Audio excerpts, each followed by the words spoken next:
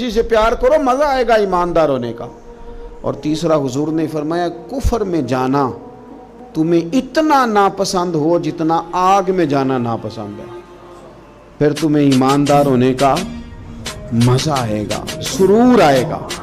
اور جب ایماندار ہونے کا سرور آئے گا پھر انشاءاللہ نماز پڑھنے کا بھی آئے گا، پھر قرآن پڑھنے کا بھی آئے گا، پھر سنت پر عمل کا بھی آئے گا، خدمت دین کا بھی آئے گا۔ آپ جب یہ چیزیں پیدا کر لیتے ہیں، حضور کی محبت اپنی طبیعت میں ڈھال لیتے ہیں،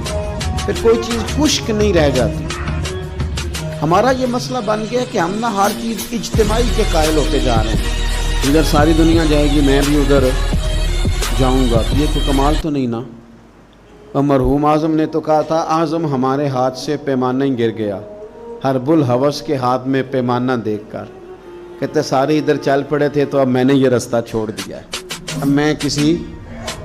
وہ